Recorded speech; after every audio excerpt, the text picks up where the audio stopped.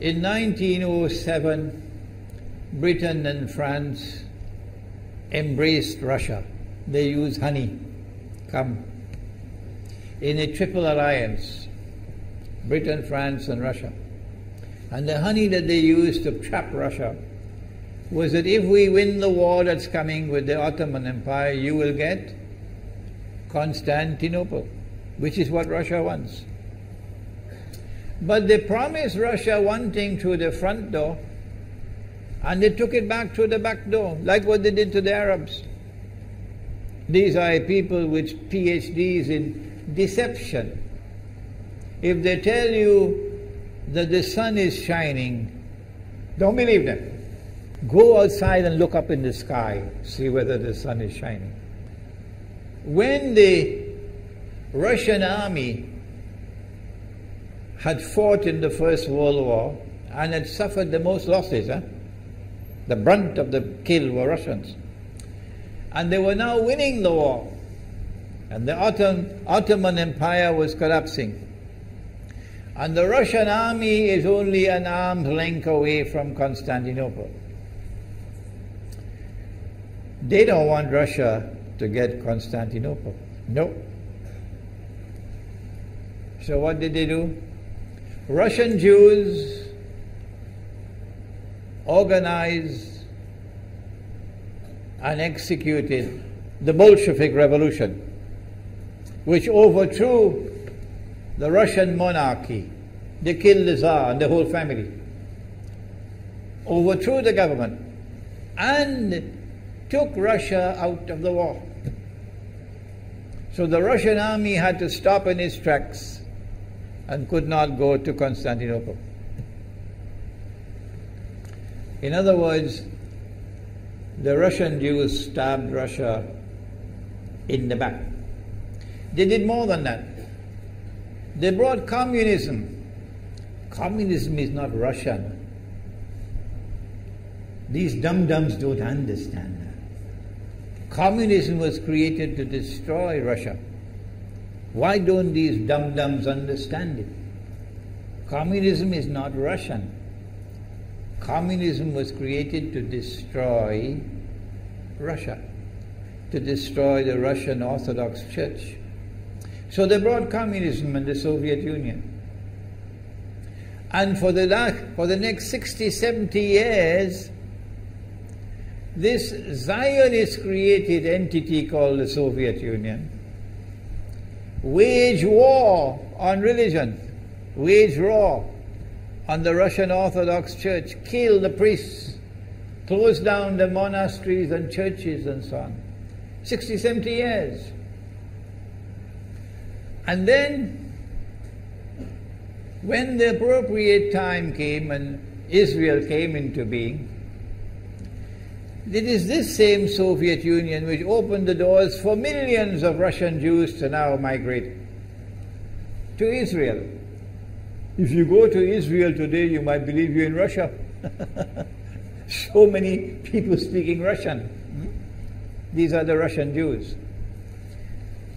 And then the Soviet Union, 6 years after Israel came into being, did something strange and mysterious. Crimea is Russian territory. Crimea is a part of Russia.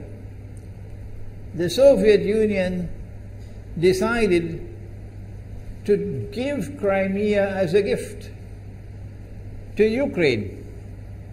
Why did they do that? The historians don't tell you. So let Imran tell you. They gave Crimea to Ukraine in order to stab Russia in the back one more time. Because if Russia loses Crimea, it will enhance Israel's security. The Russian Navy is based in Crimea, and there's a straight line from Crimea to Constantinople. To get out of the Black Sea and to get into the Mediterranean Sea, you got to pass through the Bosphorus. And the city of Constantinople is located right there on the Bosphorus. So they gave Crimea as a gift to Ukraine.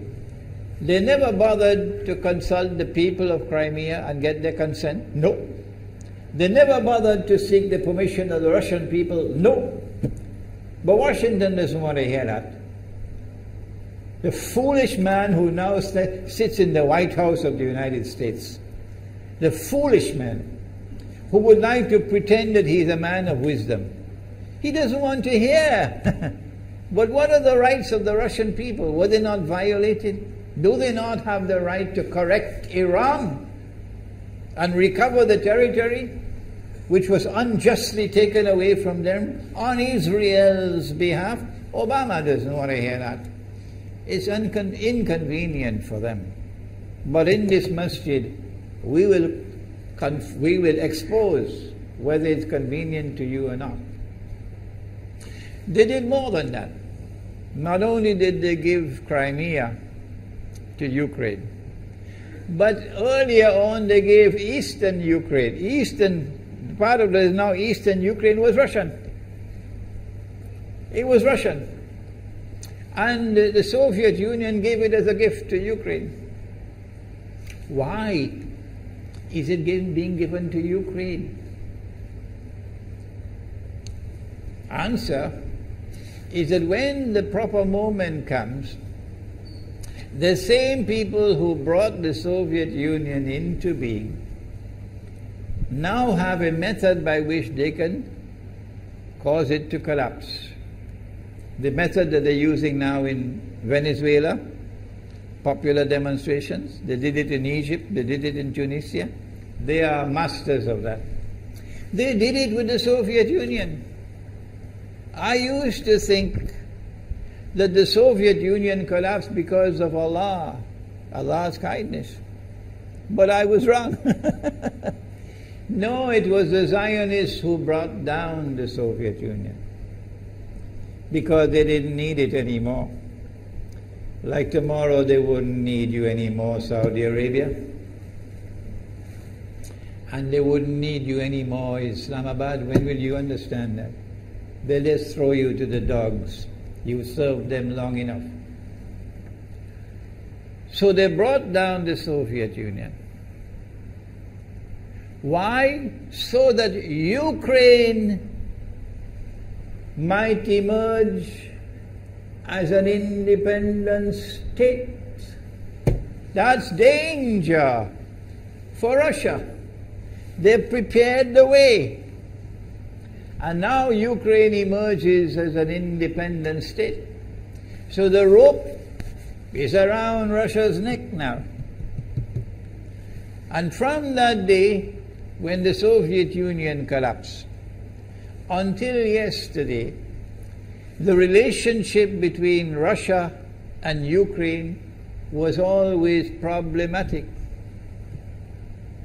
But the people of Ukraine still had the good sense and wisdom to appoint a government that was pro-Russian. The Zionists decided it's time for us to use our, the street demonstrations. And last October, November, December, the world witnessed Caracas all over again. And eventually, the Zionists got what they wanted. You have the money, and you can send in your special people, snipers who will kill, and so on, throw petrol bombs and so on. And eventually they got what they wanted. They created enough havoc. May Allah protect Malaysia from that. Ameen. Ameen. And the president of Ukraine fled. He's a democratically elected according to your method, Mr. Obama, according to your system. He's a legally elected president of Ukraine. And he had to flee. And these hypocrites in Washington and London and Paris who would like us to believe that they are honorable men. They are not. Instead of standing on the side of the legally appointed president and demanding the rule of law, they all showed their colors as hypocrites in immediately recognizing the new government in Ukraine. The new government in Ukraine is anti-Russian. That's what they wanted. That's why they brought down the Soviet Union, to bring in a Ukraine into being as independent state, and then to eventually get an anti-Russian government in Ukraine. If by Allah's kindness Putin had not intervened and been so spectacularly successful, this is what the plan would have been. The new government in Ukraine would have joined NATO, and Russia could not stop it. And when the new government in Ukraine joined NATO, NATO will then send its armed forces into Ukraine. It could include nuclear weapons. Then Ukraine will pick a fight with Russia and decide that Russia must now vacate Crimea. Shut down your naval base. The rope is now tightened around your neck. Russia has to put its tail between its legs and withdraw its fleet, Black Sea Fleet, from Crimea. Russia is no longer a naval power. Crick crack, you finish. And Israel will celebrate. That was the master plan.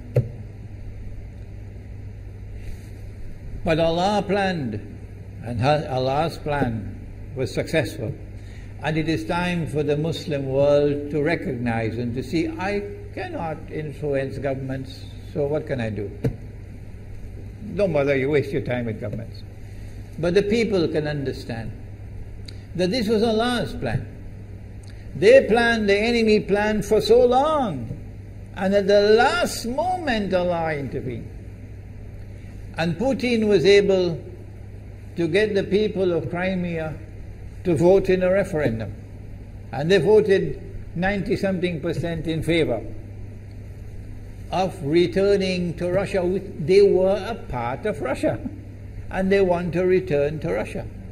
So Putin was successful in delivering to the Zionist movement the first defeat it has ever suffered, significant defeat, in the more than 100 years since the Zionist movement was established. If that is not a sign from Allah, it's time for you to wake up.